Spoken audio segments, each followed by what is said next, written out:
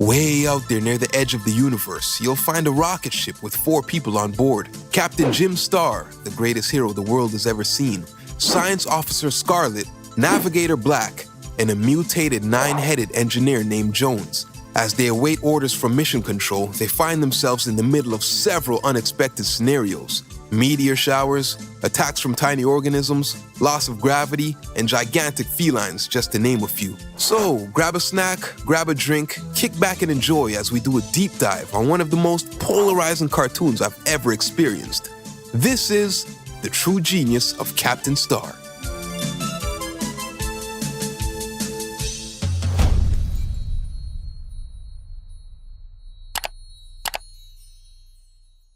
It's a lovely day for a launch here, live at Cape Canaveral. Boring! No! The batteries! Now let's look at the crew a little. Make it stop! No, not another boring space launch. Change the channel! Change the channel! I can't! I f***ing hate space. Okay. Maybe that's not fair to the giant rocks floating out there in the universe. What I meant to say was, I hate how humans obsess over the unknown. I mean, we have a whole big-ass planet here that we live on with 7 continents to explore. Historic buildings, iconic waterfalls, ancient pyramids, but no, people want to focus merely on the unknown.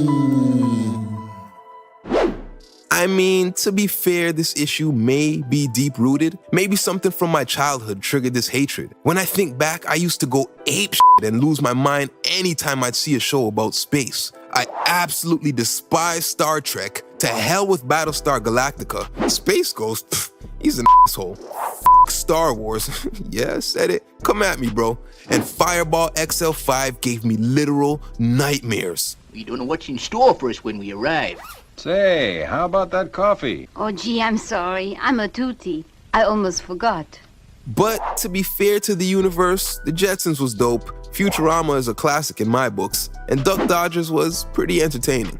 On the contrary, you had franchises that would force space exploration on you for no goddamn reason. You heard of Sonic?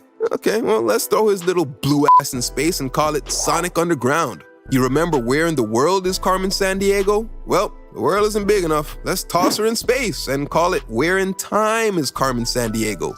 Casper the Friendly Ghost? Fuck that. Throw him into orbit and call it Casper and the Angels. Speaking of Casper, I'd like to thank The Simpsons for completely ruining my childhood with this. Well, you know what I think? I think Casper's the ghost of Richie Rich. Hey, they do look alike.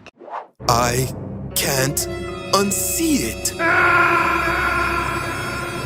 How about the singing trio, Josie and the Pussycats? They used to tour the world performing their hit songs. Well, apparently they visited all 195 countries and ran out of places to go, which is why we ended up with Josie and the Pussycats in outer space. Man, give me a fucking break.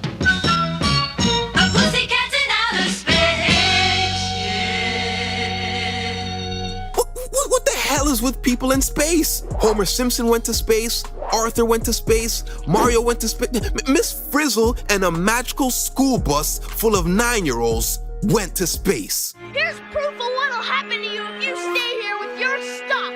Arnold, no! Woo, you know you did. As a kid, someone out there in the universe must have hated me. So to mock me and to torture me, in 1997, Rogers Cable introduced a bunch of new channels, including the History Channel, the Food Network, and the Space f***ing Channel. I hated everything on this channel. Everything. They had space news, they had space sitcoms, space talk shows. I hated it. But one Sunday morning, I was channel surfing and I bumped into a unique show. 5 minutes into it, I found myself intrigued.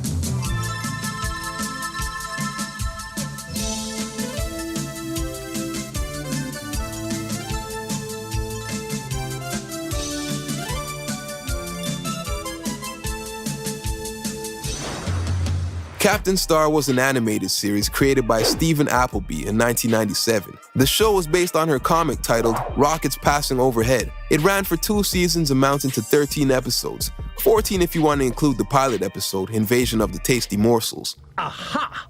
Just as I thought. Our orders have been cunningly hidden within this child's toy, a clever ruse by Mission Control to prevent them falling into the wrong hands.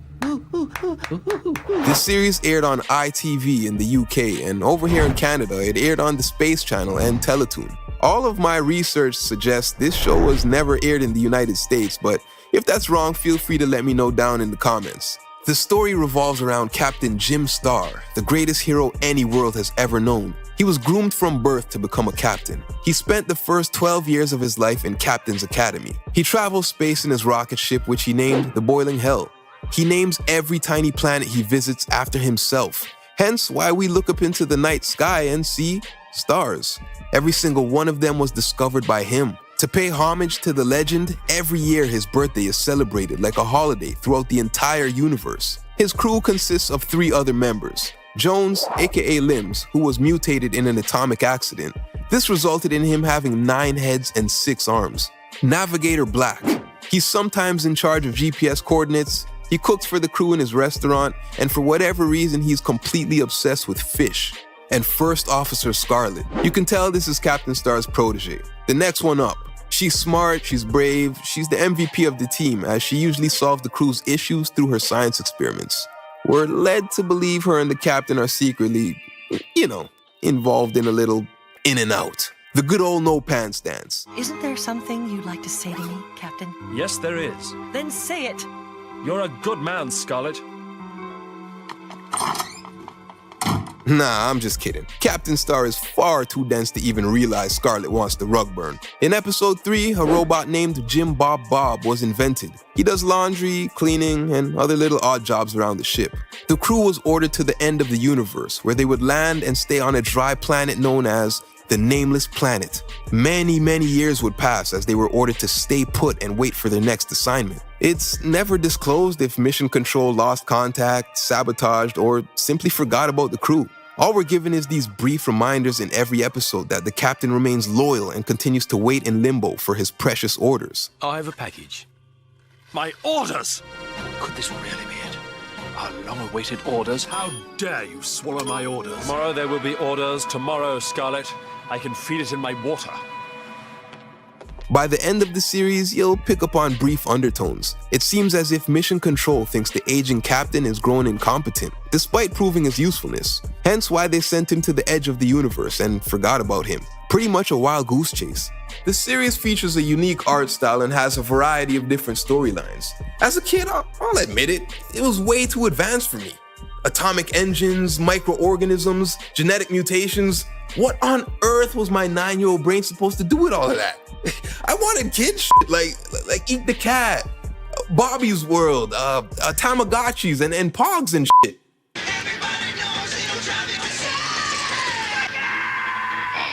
Now, I'm a few years older and my brain has somewhat developed. I think now is as good a time as any to revisit this series, highlighting my favorites along the way. Episode 1, the impressive debut to the series.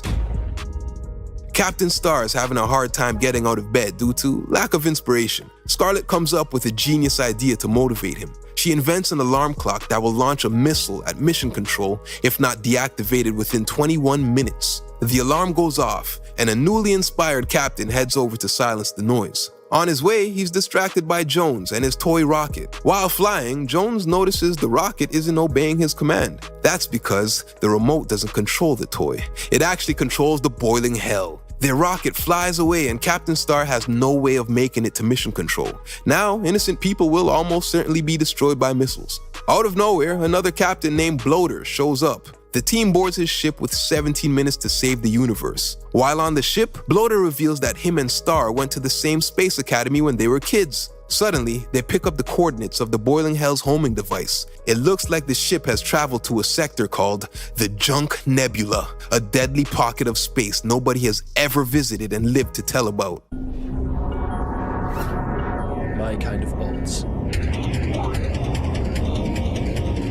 Tons of debris hit the ship as they enter the dangerous area. While giving orders, Scarlet notices Bloater is just mimicking everything Captain Star says. After nearly escaping death, we flash to Jones mischievously exploring the rocket. He walks into Bloater's room where he notices a bunch of Captain Star merchandise, and a TV show about space exploration is on repeat. Back in the cockpit, Captain Star is giving Scarlet orders while Bloater chimes in with illogical suggestions of his own. Bloater goes on a walk with Jones and traps him into an airlock room with an escape hatch on a timer. In a few minutes, Jones will be launched into space where he will suffocate and die. Back out front, Captain Star avoids a ferocious tornado and the team celebrates. Bloater turns heel and admits he doesn't want to save Mission Control. He wants to see it blown to pieces. A 9-headed spacesuit conveniently falls out of a closet. Jones puts it on and is sucked into space. With 4 minutes to go before Mission Control is destroyed, the crew discovers they were misled by Bloater. The homing device was actually attached to a rocket and sent into space, just to send the crew on a wild goose chase. Jones is spotted and brought back into the ship. Captain Star finds it odd that he was able to randomly find a 9-headed suit. He then comes to the conclusion that all along they were on their ship. There is only one ship in this class without a laundromat. The boiling hell isn't lost. This is the boiling hell. Captain Star attempts to stop the missile, but it's launched towards Mission Control. Now they must speed after it before everything is destroyed. So Jones heads down to the boiler to give the ship an extra boost. He shovels tons of coal into the fire, which sends the ship into Mach speed. They catch up with the rocket and destroy it before thousands of innocent lives were lost at Mission Control. Bloater is forced to remove the latex cloaking device from the ship. He's placed in rocket jail and is launched into space where he surely dies. That's just a quick rundown, but for an introduction episode to a new series, this was a pretty solid episode. Episode 2 lacks a bit in comparison to the premiere. A shady salesman sells a new high-tech vacuum to the crew. To demonstrate the power of the machine, he starts laying this green carpet. Scarlet does some studies on the material when she discovers it's a living organism that reproduces just like humans. This isn't a regular carpet. This is an alien invasion. The highly advanced species hypnotizes the crew members one by one, making them shampoo the carpet, causing it to reproduce. Captain Star eventually finds a way to restore order. All in all, decent episode in my opinion. Episode 3 is slightly better than the last. Jones has a very important message for the captain, but he ends up getting hit over the head with a couch and suffers amnesia. Meanwhile, Scarlet unveils a shrinking invention, brilliantly named the Scarlet Shrinker. The crew shrinks a worm and sends it inside Jones to extract the message from his brain. After that fails, the captain decides to shrink himself and go inside. Captain, the only thing that has shrunk is your clothing. Hand me a towel, Officer Scarlet. Scarlet determines her invention only works on inanimate tissue, so Captain Star enters a virtual reality setup and controls a robot to retrieve the message inside of Jones's brain. Episode 4 is one of the worst episodes in the series. Basically, the boiling hell suffers water damage and needs to be repaired. Captain Star orders a new spring that will arrive in a couple of weeks. And with their luck, Scarlet reveals a rare comet is set to strike the planet in 2 hours. Captain, can we sweat now? Permission granted, Jones. They pretty much spend the rest of the episode trying various methods to get the ship to take off before they're killed. That's it. After slacking a bit, episode 5 redeems the series.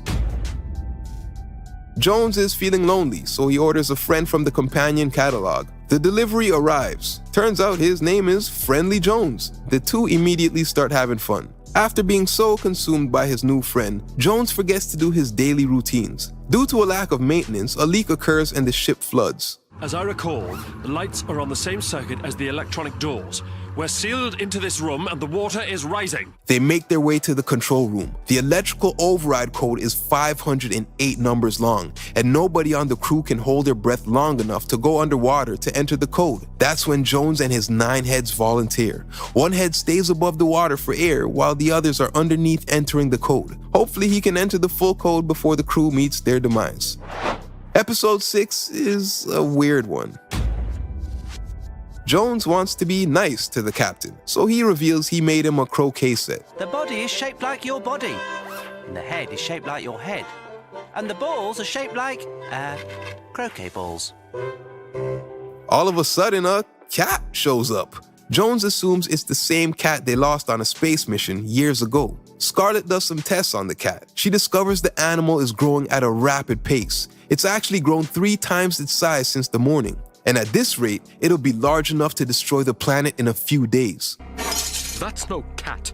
It's a monster. The cat continues to grow, then it snatches a moon out of orbit thinking it was a cat toy. They eventually come to the conclusion the cat is homesick. They launch a ball of wool into space, hoping the cat would follow it and be gone forever.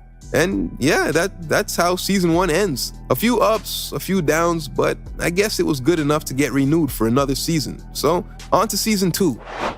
Episode 7 is actually pretty good.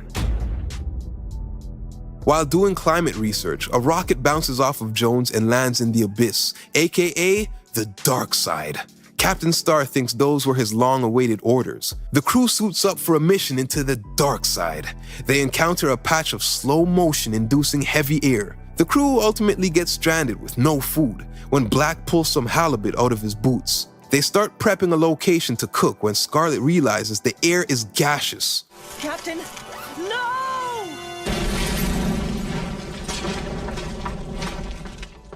But of course, due to something referred to as plot armor, we knew the captain would survive. Venturing deeper into the dark side, they encounter more obstacles and more unknown species. Jones, who was left at home because he lost the orders, decides to go save the crew, making for a pleasant climax. Episode 8 is kinda pointless, I'm not gonna lie. Captain Star's birthday is usually an annual holiday. That is, until Mission Control decides to push his birthday one day ahead. Didn't know he could do that. And now that he has a different birthday, he feels he needs to be the captain of a different ship? 20 minutes later, at the end of the episode, he decides to stay with his crew. We honestly could have done without this one. Now, episode 9. Probably the peak of this series and easily my favorite episode. It starts with a flashback of a young Captain Star serving under his mentor, Ned Nova. Back in current time, Jones has some aspirations of becoming a pilot, so he goes training with Navigator Black. They encounter a giant space slug and manage to remove an object from its stomach. Jones rushes back to the ship to tell the captain and Scarlet about his findings. Captain Star reveals the object removed from the slug is actually a statue of his former mentor, Ned Nova. Turns out, back in the day, Nova was ordered to return home from a mission and retire, but he just dropped Jim off and then went rogue. Jones decides to clean the statue when they discover that it's not a statue, it's actually the real Ned Nova.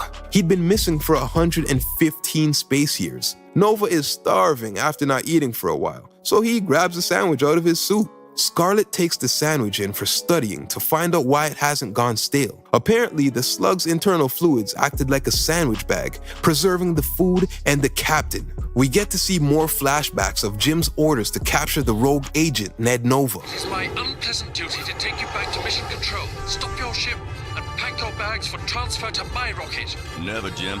I'll never retire. At a dead end, Nova decides to fly straight into a black hole.